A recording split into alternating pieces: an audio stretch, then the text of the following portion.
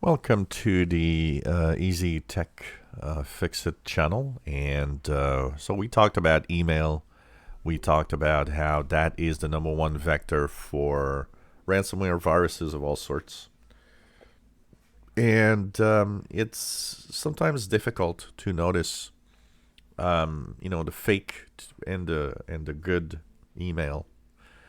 Like I was saying in my previous message when I talked about the famous report that came out, one of the things I mentioned is your best friends, your family are your worst enemy in computer security. And the reason why is you probably take your guards down. You're thinking, oh, well, that's my brother. He's good. I'm not going to get viruses from him.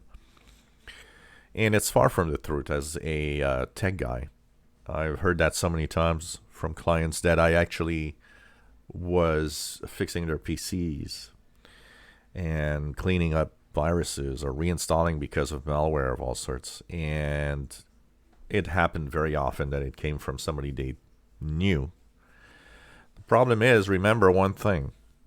If your friends or if a family member is infected by malware, one of the things malware likes to do is, of course, send itself through email.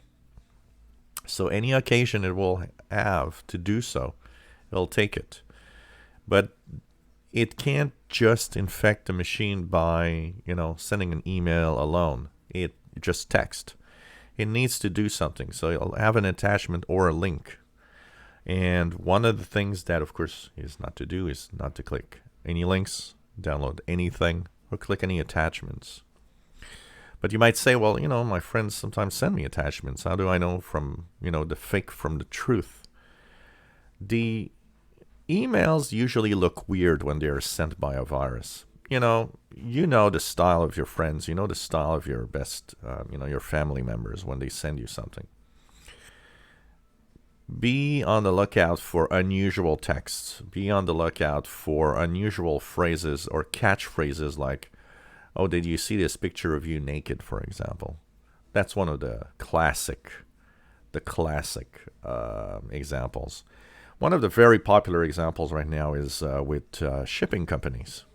You will get an email that's going to say, oh, this is your UPS invoice for that shipping, that package that you are going to receive. Think about it 2 seconds. Are you waiting for a package? If you're not, it's clearly a way to try to get ransomware. That has been a very popular vector, by the way, fake invoices. So be careful with that. Fake invoices are often the cause of problems. And remember that most of the time, and I mean over years, my clients had antiviruses of all sorts. I can tell you that whatever antivirus they used, every antivirus failed at some point with some of these malware and viruses. So don't rely on your antivirus.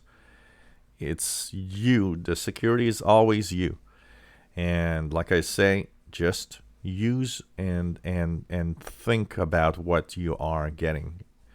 You might say, well, I don't know nothing about computers, so I'm going to get screwed somehow. I can tell you one thing. Of all the clients that I had, they all told me, well, the email looked weird, but I clicked anyway. It tells you, even if you're not super good with computers, it doesn't matter. You have that sixth sense of knowing that, well, this looks weird. I'm just going to delete it. So that's very important to follow your instincts. They are, in general, very good. If you enjoy our videos, please subscribe, give us thumbs up. Thank you for watching.